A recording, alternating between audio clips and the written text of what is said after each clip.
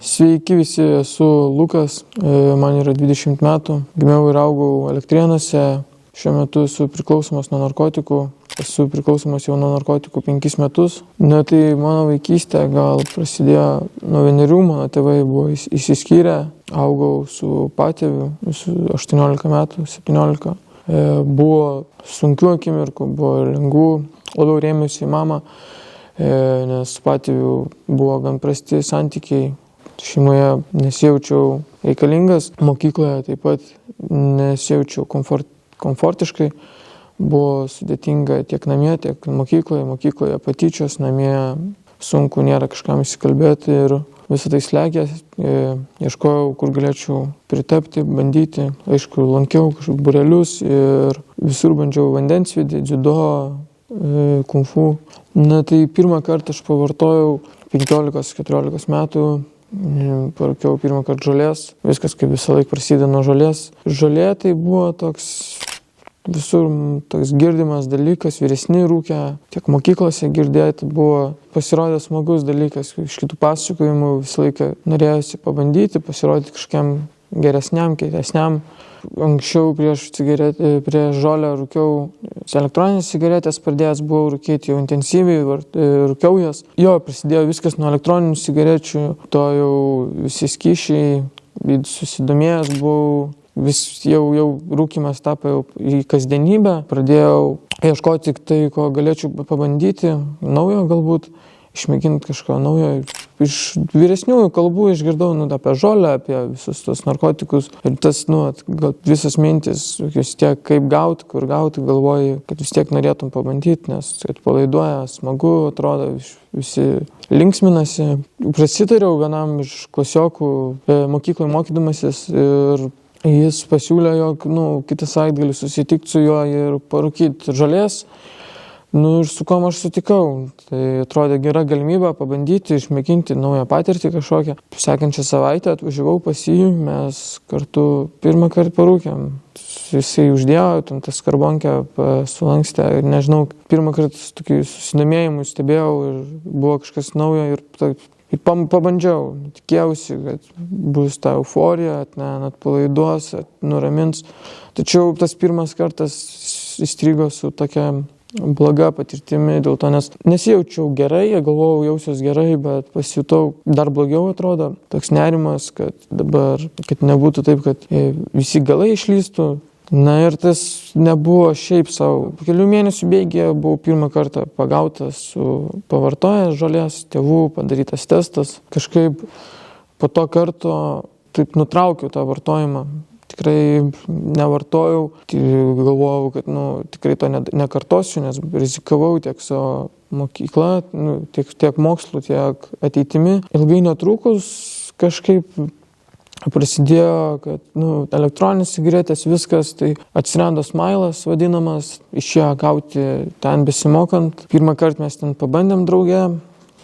Tada pajaučiau, kad tai mano, galima sakyti, narkotikas, nes taip stipriai atpalaidavo, jaučiausi gerai, jaučiausi pilnavertį ramybėje, gerai, euforija tokia, jau smailas tapo jau mano toks, galima sakyti, narkotikas, dėl ko aš ir įnikau į tą vartojimą, jis, kaip sakant, traukia. Taip vieną savaitę, kitą savaitę, žiūri, kad jau nebe kartą į mėnesį, jau dažnėja vis tie kartai, vis dažniau leidi tą laiką rūkydamas jį, gali atsiriboti nuo elektroninių cigarečių, galvoji, kad jau geriau kažkaip užsidirbti iš to dar, pradedi ieškoti pažinčių, kur galėtum daugiau pasiimti, kur galėtum savo patenkinti savo poreikius, turėti atsargoj parūkyti. Tai pirmą kartą pasiėmiau 100 ml ir juos pradėjau pardavinėti. tą smailą, atsirado labai didelė paklausa, lengvi pinigai, gera būsena, ramybė tos, kurios ieškojau visą gyvenimą, kurios neturėjau, atrodo, nes gyvenimas tokį, kurį gyvenau, tas patyčios, ir tie visi slegiantys dalykai namie, neduodavo ramybės. Ir štai atsirado kažkoks skystis, kurį įsipili, parūkai ir tu jauti tą ramybę. Taip galvojau, jog ir taip ir jausias visą laiką, kol vartojimas nepradėjo intensyvėti.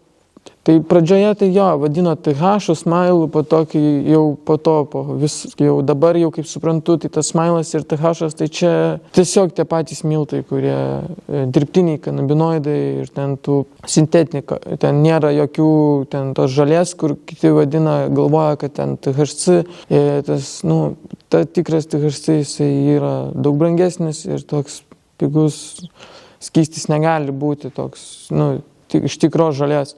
Ir su ta mintim, kad tai yra tiesiog žolė, aš ir rūkiau, realiai, pačioj pradžioj, man tas atrodė, kad čia tik žolė, tik tas pats, kas rūkyčiau žolę, tik tai biški stipriau ir maloniau, gal sakyčiau, nei kosi, komfortiškai jautiesi, gali rūkyti visur, jautiesi nesuvaržomas, jaučiausi reikalingas, bent kažkam atrodė ir jau pardavinėjau, pinigai, viskas, draugai, plotai, visokie gėrimai, ir jau visur tenais ir atsirasdavo ir tie visi vartojimai, narkotikai, aišku, čia po to įsivystė, jau kai supratau, kad mažas tas ir pelnas ir viskas ir šiaip tas, jau atrodo, kažko reikia naujo ieškai, tai atsiradus tam smailui ir tam koncentratui jau prasidėjo stiprus pardavinėjimas, nes, jau galvojau, kaip platinti, kas už mane galėtų paplatinti ir apskritai, galvojau, kokį čia biznį sukti, kad man nereiktų jau tenais ir galėčiau tik smagintis ir būti toje euforijoje.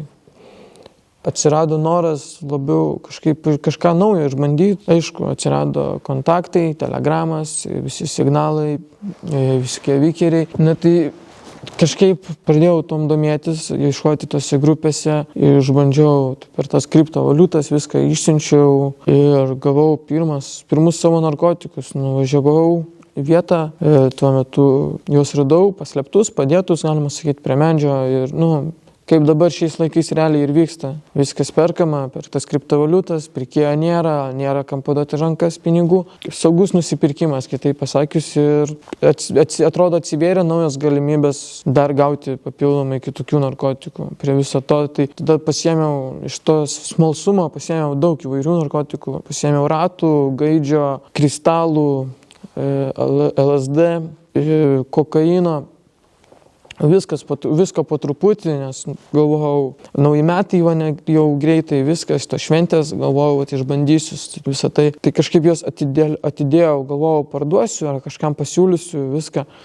Ir tai per naujus metus realiai pabandžiau ratų. Tai tų ratų pabandęs, tai toks dar nauji potyriai, tada alkoholis ir visi tie.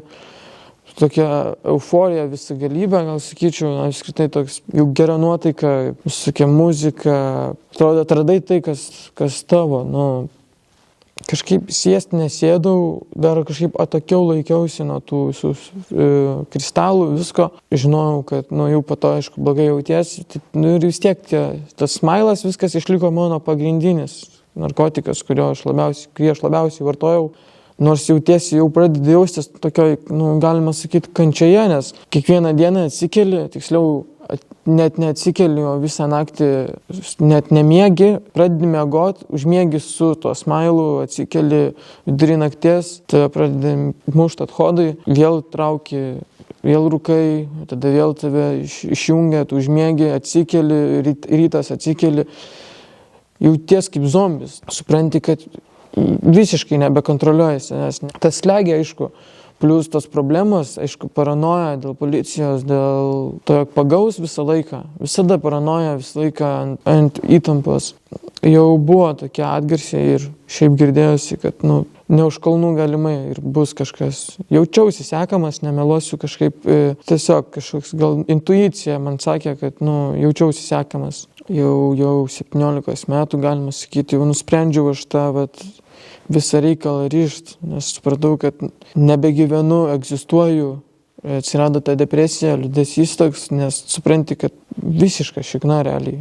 Gyvenimo nieko nepastatei. Visi draugai, kurie buvo draugai, užsisuko, nusisuko, jau žiūri, kad jie ten ir jau toj baigs mokyklas, studijuos, ten renkasi, su mašinom važinėja, teisės laikosi, o tu visą laiką vien tą pačiam šūdę, visą laiką vartoji, visą laiką nerandi, visą laiką galvoji, kaip gauti, suduri paskutinius pinigus su kitais paskutiniais pinigais, centas prie cento, nežinai, kaip atgauti skolų, skolos didėja ir pavargau vieną dieną, supratau, kad visa tai man jau įgryso, nebejaučiu euforijos, jaučiu, kad tai darau tam, kad tiesiog galėčiau egzistuoti, nejaučiu jokio linksmumo, jaučiuosi visiškai zombis. Tai yra iššūkis lipti per save, pradėti kažkaip nutraukti vartojimą. Tėvai jau įsiskyrė, jau galima sakyti, gyvenau tik su mama ir sesė. Ir atėjau ir pasakiau, jog turiu tokią problemą, kurią slepiau ir net negaliu nieko daryti, negaliu nieko padaryti, tiesiog paėmė emocijos. Aš tuo metu mokiausi, bet aš jau fiziškai negalėjau eiti į mokyklą, nes pakeičiau mokyklą, tėvai kai įsiskyrė jau 17 metų. Aš kai gyvenau su patėviu, tai visą laiką norėjosi bėgti kažkur, nejauti ramybės, namie būti negali, atrodo, išvažiuosi tenais į mokyklą, pabūsi.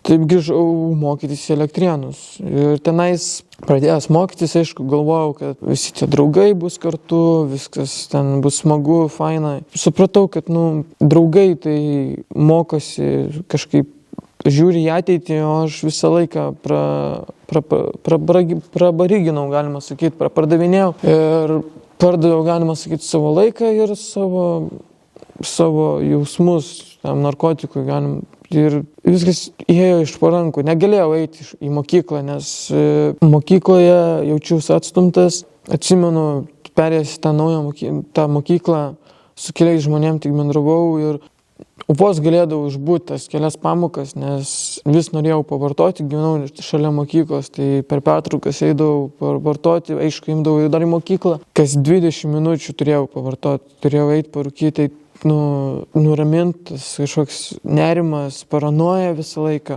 pamokoje išbūti negali, visą laiką per pamoką miegi. Tai pradėjau užsidarinėti namie, nebeiti tą mokyklą. Buvau taipogi praradęs draugus, aplinką reikėjo keisti. Bandžiau susigrąžinti taip pat tos žmonės, kurie man sakė, jog nevartok ir kabinkis į tą gyvenimą.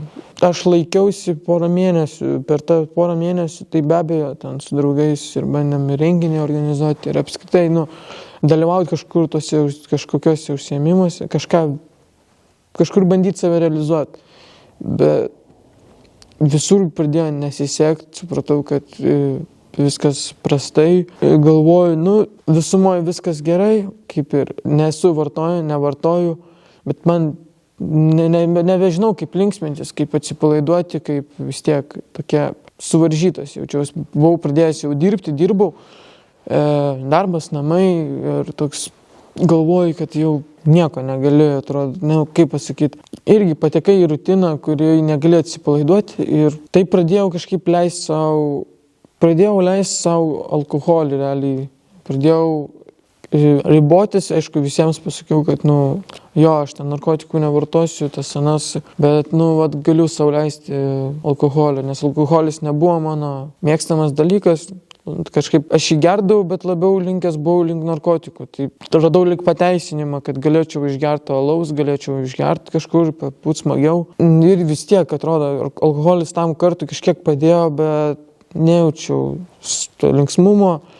Ir pradėjau ieškotis, kaip galėčiau gauti kristalų kokių. Aš pradėjau vienas vartoti namie, pasislėpęs. Sėdėjau, vartojau.